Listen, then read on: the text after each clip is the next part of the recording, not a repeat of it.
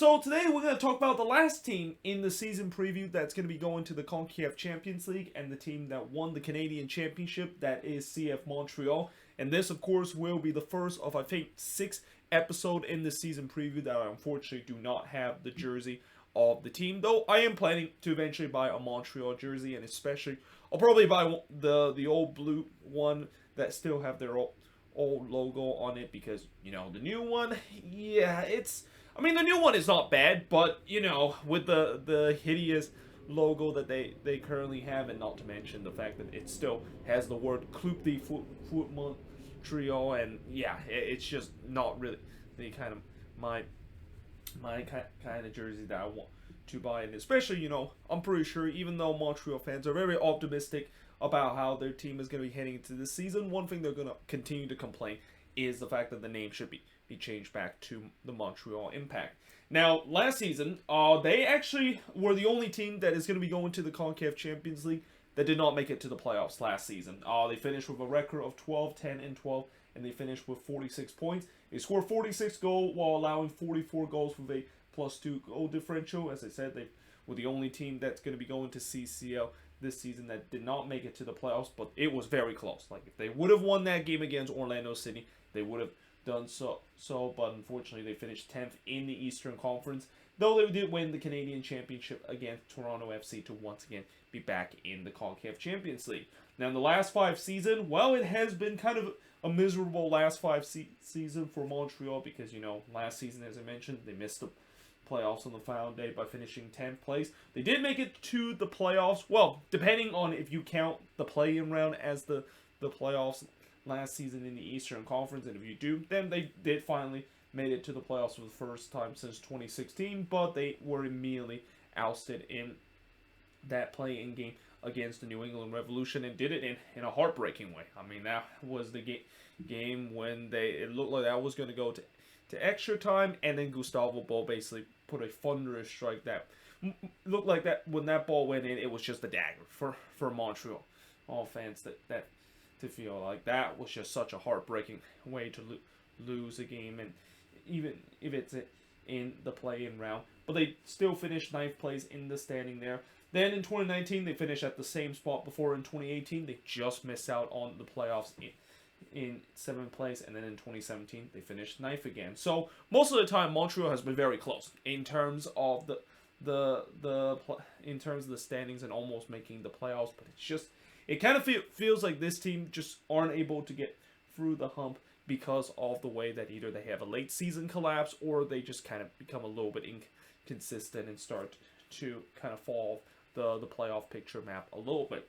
Now, in terms of players that they signed this season, or this off-season, obviously the biggest signing of this off-season is getting Alistair Johnston from Nashville for $1 million general allocation money, and I think this is definitely going to be one of the best, if not the best, signing we're going to see in the winter season, because we know the quality that Alistair Johnston has. I mean, he is a guy that I think in a couple of years we could be seeing him going off to Europe, and Montreal is definitely going to get a good amount of fee, even if Nashville they'll still have that sell-on clause if Montreal decides to sell Alistair Johnston to Europe. Then, of course, they got Gabriel Courable from Bologna. He, of course, is on loan with Montreal right now from Bologna, which is not a big surprise, because it feels like every single year Montreal will at least sign one player or loan one player from Bologna, because, you know, CF Montreal and Bologna has that partnership, because the owner of the team, that is Joey Saputo, basically owns both of these teams. In the Super Draft, they picked Ivy Brisma and Georgia Kivizera. I think that's how you say it. I mean, even in the Super Draft, there is just some really tough names to pronounce, and yeah, I mean, those two names are definitely not easy to pronounce, but we'll see whether they're going to get some minutes for this team coming into this season. Now, players that is out of this team, you got Emmanuel Marcial going back to his native country, Argentina, and going to Aldo C. I mean, they got Kiki Struna, Rudy Camacho, Mustafi Kiza, Clement Bahia, and Valo Tabla. All were declined their contract option after Montreal made their end of season roster, and none of these guys have been picked up in the free agent market. Now, optimism for this Montreal team. Well, there's no doubt that this is probably the most exciting time for Montreal fans that they have with their team for a while now, because for the past couple of years, there's always that lingering question of whether or not if things are going to be better, and especially there's always that question in terms of how the quality of the squad does look heading into a new season. But this season, I think it's something that Montreal fans have not felt for a long time, which is there's that optimism that this team is gonna go do well in the regular season and make it to the playoffs. I mean, when you look at the squad that they have, it's probably one of the deepest squad in the league. Like there is literally not a lot of weakness you can see in their squad, and most importantly, they're pretty much too deep in most of the position that they have. In fact, pretty much all the possession that they have, except for goalkeeping, is pretty much too deep. Though, you know, in the goalkeeping department, you don't really need to be too deep, because, you know, a lot of teams usually have their main starting goalkeeper, and then of course their backup goalkeeper only needed if the starting goalkeeper is out, injured, or on international duty. So yeah, so we can definitely say that, you know, with the way that not only there's talent in this Montreal team, but the fact that they're pretty much deep in every position, kind of almost give you a little bit of a Columbus Crew vibe from last season. But the only difference is the fact that, you know, Montreal is going to make sure that they do not fall into the same victim of what Columbus were last season.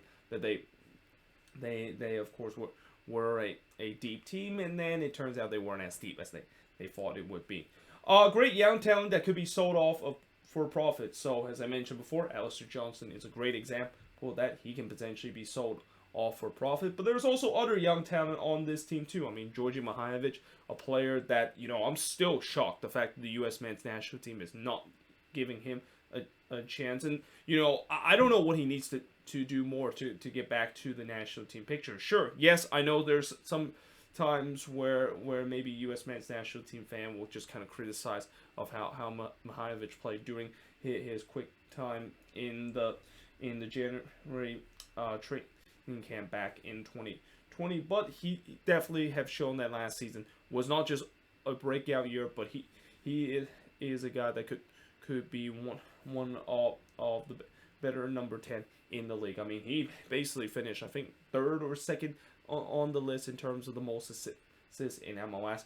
He definitely has a lot of talent, and not to mention the fact that when they decided to buy him from Chicago, boy, you know, I thought at first it was a big gamble. They decided to get Mihailovic for that amount of money because, you know, yes, he kind of had a bit of a breakout year in his final year with the Fire, but we don't know if that's going to transition. Oh boy, it definitely has transitioned in a big way, and I just feel like the only way for him to probably think about getting back to the national team picture is him going to Europe, because it seems like if you're going to be on the national team, Europe is definitely going to be a destination that you need to, of course, go to join the team there, so you can be in the national team the national team picture. Concern for this Montreal team. So despite the fact that there's a lot of optimism for this team, there's still some concern, and the number one concern for Montreal heading into this season is the goalkeeping dilemma. So obviously they decided to bring back both James Pantemis and Sebastian Brisa back into the fold. And, you know, last year it seems like Wilfried Nancy kind of decided to kind of rotate between both goalkeeper, but there doesn't seem like there was a time where he was really kind of settled of which goalkeeper they would go. Well, actually, I take that back, because for the majority of the first half season, he went with Pantemis, and then he decided to go to Brisa, and then it was kind of a revolving door in terms of that spot. And, you know, if you're going to be a team that is expected to be good and expected to compete for playoff position, you cannot have that situation where the goalkeeping position is a revolving door. The other concern I would say about this team is something I kind of mentioned a couple of minutes ago about the whole Columbus Crew situation, because again, this does feel like a team that has a lot of depth, but the question is, will that depth, of course, deliver? And again, going to what I said about the Columbus Crew situation, where they thought that their depth is going to deliver, and it didn't. And we'll see the same case with this team, and especially going forward on the attack. I mean, yes, the attack does have some good pieces, but the question is, you know, on the depth chart, like, like for example, we've got guys like Mason Toys or even Sin Lapinainen, part of those depth players in that attack, and they of course step up in that attack when they of course are needed to call upon. And then of course the last thing concern for Montreal fans is obviously the second half woes. So throughout the past couple of years, this has been kind of a tradition for this Montreal team, and a lot of Montreal fans can attest to the fact that don't let this team fool you. The fact that just because they had a great first half of the season, don't let this team fool you. The fact that they're going to be a playoff contender, because we have seen so many times in the past couple of seasons where this team have been in a playoff position for a very long time, and then they just dropped off in the second half of the season. And unfortunately, last season it was kind of almost the same case, though last season was kind of in a way where, they didn't really drop off that much as I've seen in previous year where they just completely collapsed in the second half of the season. But it was the inconsistent in the second half of the season that kind of hit them, and especially with the way that there was also a lot of good team that was competing for those spots. They just kind of had no room for error, and when you go for a bit of an inconsistent run, and you have no room for error to stay above the red line, that of course does happen. So yeah, it'll be interesting to see, can they avoid that second half woes, and can they just continue to perform in a way where they can make sure that they get themselves in a good position heading into the final stretch, where even in case if they don't do well in the final stretch, if they're in a good position to get to the playoffs, even with a little bit of a late season collapse, they can of course still get to it. Now, MVP for the CF Montreal team. I mean, there is no doubt that the MVP of this team is Georgi Mihailovic, and I probably are going to misspell his name because his name is one of the hardest one to spell. But yeah, Georgi Mihailovic is definitely the MVP of this team. I mean, he's the heart and soul, and he's the guy that basically pulls the string for this team. I mean, I could also maybe say that besides Mihailovic, maybe Ramel Kyoto, and especially with the way that Kyoto has really started to rediscover his good form that he had with the Houston Dynamo a couple of years ago. And I think he is another player that they definitely need, and especially with the way that when you see this Montreal team, when they have Kyoto, they look much more threatened going forward than they do without Kyoto. But that being said, they also need Mihailovic present in terms of pulling the string and basically setting up teammate in terms of good position to score goals. And